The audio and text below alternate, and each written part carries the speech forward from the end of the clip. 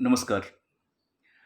सामाजिक अनुसंधान के अंतर्गत हम बहुत सी बातें जान चुके हैं। हम शुरुआत करें अनुसंधान के अर्थ से। अनुसंधान का संबंध खोज से होता है, जिसके अंतर्गत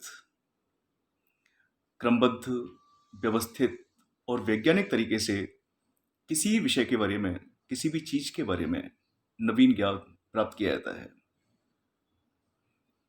न्यू नॉलेज अटेन की जाती है। जब यह अनुसंधान शब्द सामाजिक परिप्रेक्ष्य में प्रयोग किया जाता है, समाजशास्त्री परिप्रेक्ष्य में प्रयोग किया जाता है, तो इसका तात्पर्य है समाज में घटित होने वाली घटनाओं का क्रमबद्ध, व्यवस्थित और वैज्ञानिकता पूर्ण अध्ययन, जिसके कुछ निश्चित चरण होते हैं, जैसे विषय का चुनाव, संबंधित साहित्य का अध्ययन, उद्देश्यों का निर्धारण, प्राकल्पना का निर्माण, अध्ययन क्षेत्र का चुनाव, सूचना दाताओं की संख्या का निर्धारण और चुनाव, तथ्यों का संकलन, तथ्यों का वर्गीकरण, तथ्यों का सारणीयन, विश्लेषण और सामान्यीकरण। सामाजिक अनुसंधान का प्रमुख उद्देश्य होता है किसी भी घटना, चाहे वो समाज के लिए उपयोगी है या अनुपयोगी है, चाहे वो समाज के लिए कल्याणकारी है या हानिकारक है, प्रत्येक घटना के कारणों को ज्ञात करना, घटना के परिणामों और प्रभावों को ज्ञात करना, उनका अध्ययन करना, कार्य कारण संबंधों की विवेचना करना और इसके आधार पर अवधारणाओं को निर्मित करना, अवधारणाओं का विकास करना और साथ ही सिद्धांतों की खोज करना, सिद्धांतों को निर्मित करना। ये सामाजिक अनुसंधान के प्रमुख चरण हैं। इस प्रक्रिया में एक सबसे बड़ी जो पद्धति है, सबसे महत्वपूर्ण पद्धति है, जो शोध और अनुसंधान की वैज्ञानिकता को सुनिश्चित करती है, उसकी वस्तुपरकता को सुनिश्चित करती है, जो परिणामों को विश्वसनीयता से भरपूर करती है, उसका नाम है अवलोकन पद्धति।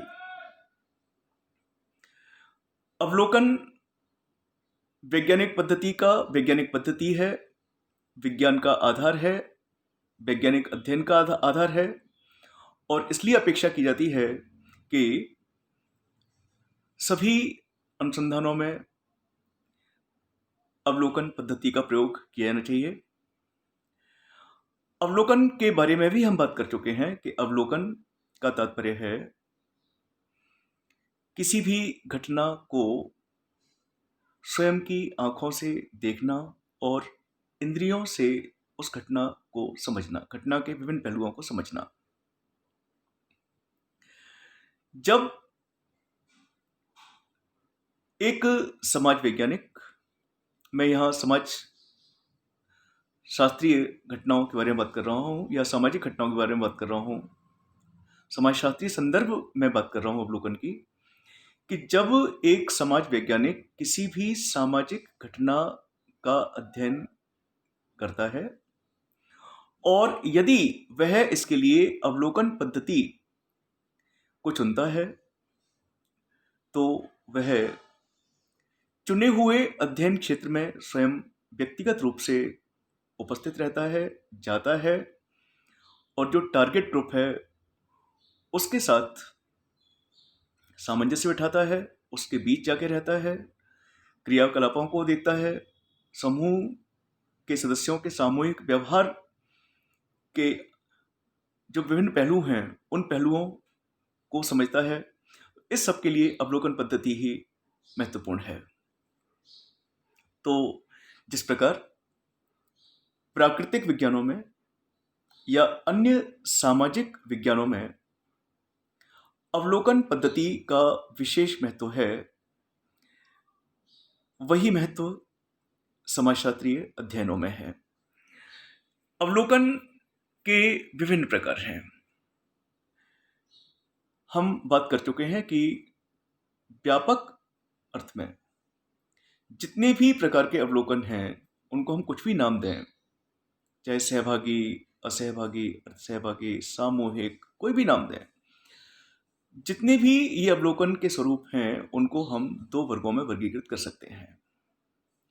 पहले वर्ग का नाम है अनियंत्रित अवलोकन, जिसके अंतर्गत एक अवलोकनकर्ता पूर्ण स्वतंत्रता के साथ, बिना किसी नियंत्रण के साथ घटना का अवलोकन करता है।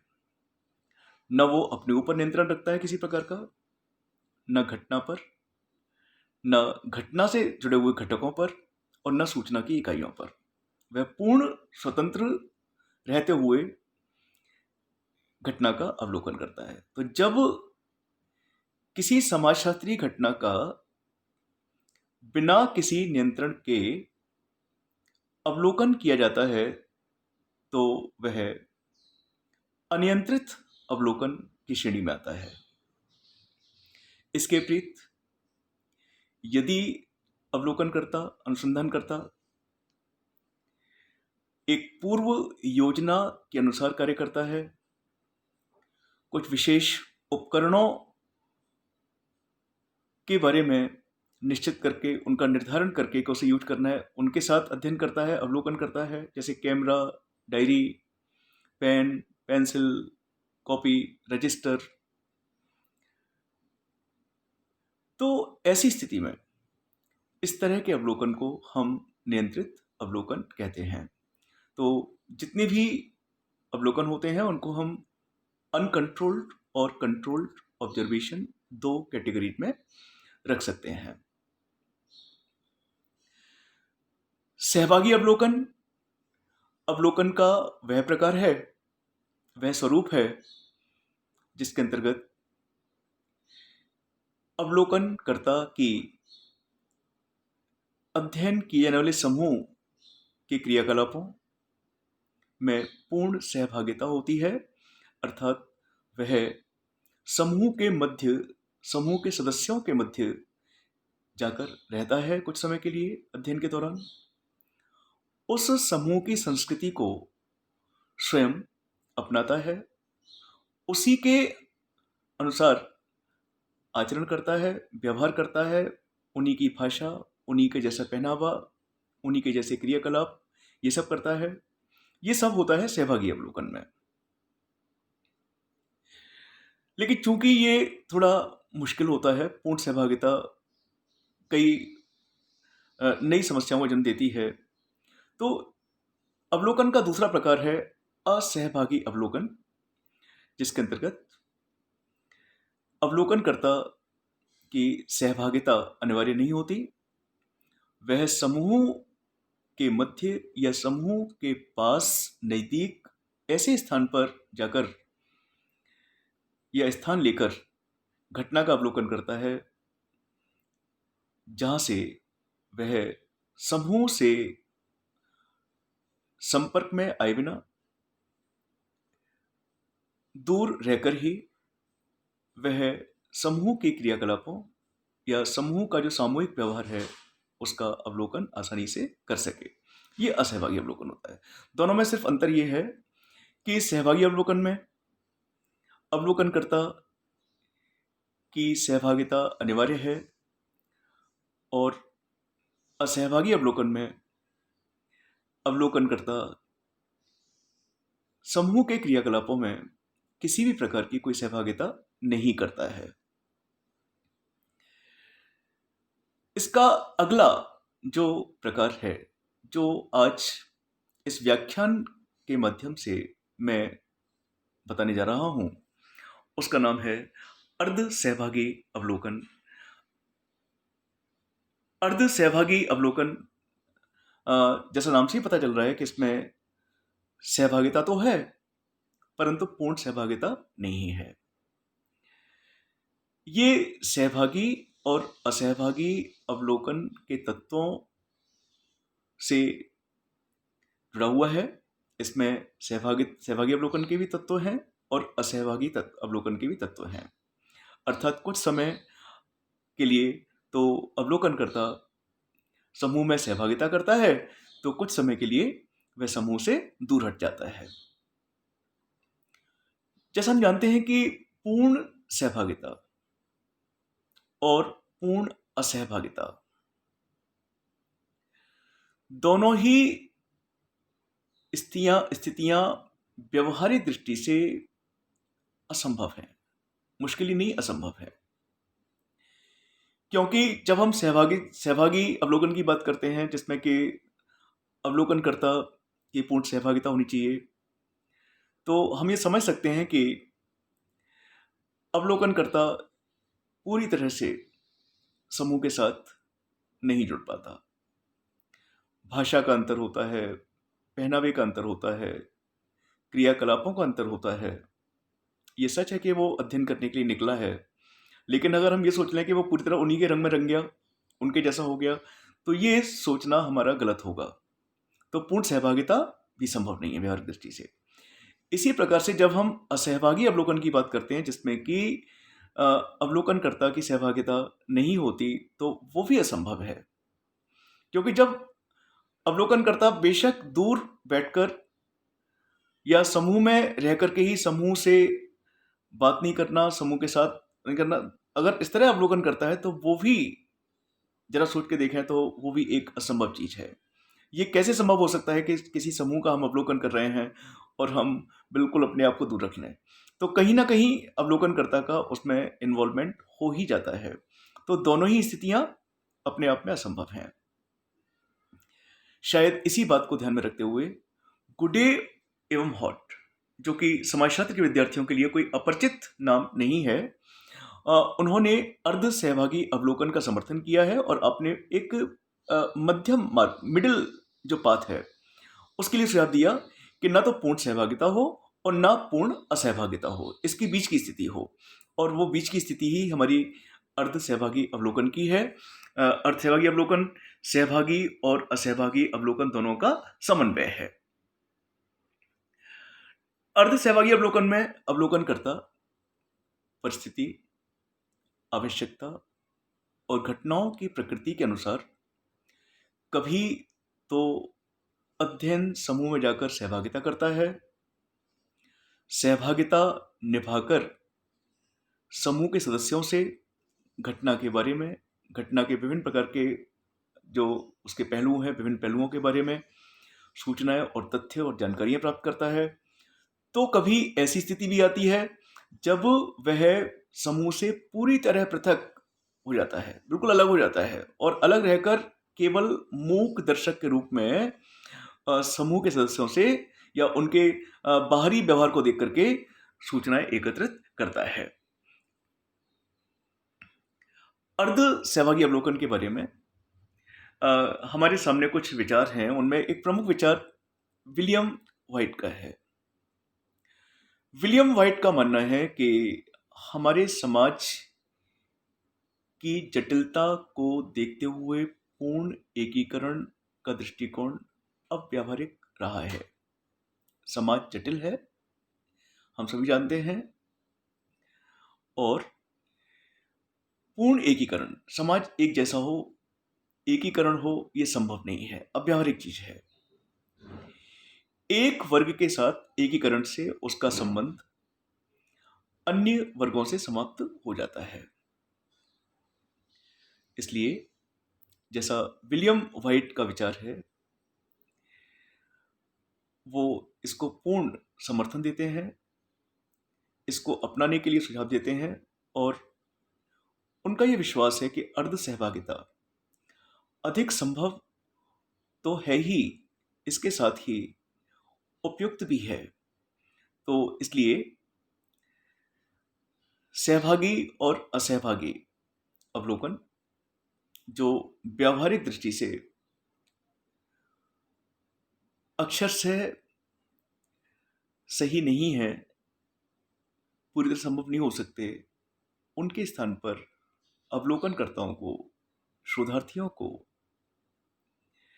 समाजशास्त्रियों को, समाज वैज्ञानिकों को अर्ध सहभागी अवलोकन अपनाना चाहिए। इसका सीधा सा तात्पर्य है कि कुछ समय के लिए अनुसंधानकर्ताओं को, अवलोकनकर्ताओं को समूह के बीच जाकर रहना चाहिए। समूह के सदस्यों का जो व्यवहार है, सामूहिक व्यवहार है, उसको समझने की कोशिश करनी चाहिए। उनके साथ प्रत्यक्ष रूप से जुड़ करके उनके अंदर क्या चल रहा है, वो क्या सोचते हैं, इसकी जानकारी करनी चाहिए। ये तभी संभव है जब सहभागिता हो। तो तात्पर्य है कि कुछ समय के लिए अवलोकनकर्ता को समूह के क्रियाकलापों में भागीदारी और सहभागिता करनी चाहिए। लेकिन साथ ही जब उसे ये लगता है कि अब उसे घटना के बारे में कुछ समय के लिए सूचनाएं प्राप्त नहीं होंगी या नहीं हो रही हैं, तो उस दौरान उसे समूह से अलग हो जाना चाहिए। मैं एक उदाहरण दूंगा आपको। ये उदाहरण जैसे, उदाहरण के लिए कि अगर एक समाजशास्त्री, एक समाज वैज्ञानिक किसी धार्मिक स्थल पर आयोजित होने वाले धार्मिक समारोहों का अध्ययन करना चाहता है, जो कि किसी विशेष माह में ही आयोजित होते हैं, जब ऐसे ऐसे विषय पर अध्ययन करता है तो ऐसे अध्ययन के लिए पूरे साल या 2 साल या 3 साल समूह में रहने की क्या आवश्यकता है? धार्मिक आयोजनों के अध्ययन के लिए अवलोकनकर्ता से अपेक्षा की जाती है कि वह अध्ययन क्षेत्र में केवल उन अवसरों पर जाए, उस महीने में जाए, उन महीनों में जाए जब धार्मिक आयोजन आयोजित होते हैं, धार्मिक कार्यक्रम आयोजित होते हैं जिनका कि उसे अध्ययन करना है। और ऐसे महीने जब अध्ययन क्षेत्र में किसी भी प्रकार का कोई धार्मिक आयोजन नहीं होता या धार्मिक कार्यक्रम नहीं होते, तो उस दौरान उसे समूह से अपने आप को, स्वयं को पृथक कर लेना चाहिए। तो ये अर्ध सहभागी अवलोकन है।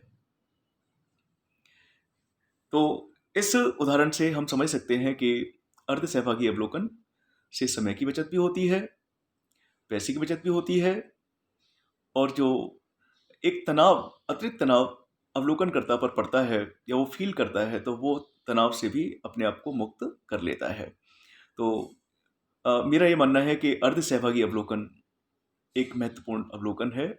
और जहाँ तक समाजशास्त्रीय परिप्रेक्ष्य की बात करें, तो समाजशास्त्रीय अध्ययनों में अर्ध सहभागी अवलोकन का प्रयोग होता रहा है, हो रहा है, और मेरा सुझाव है कि इसका प्रयोग ही करना चाहिए।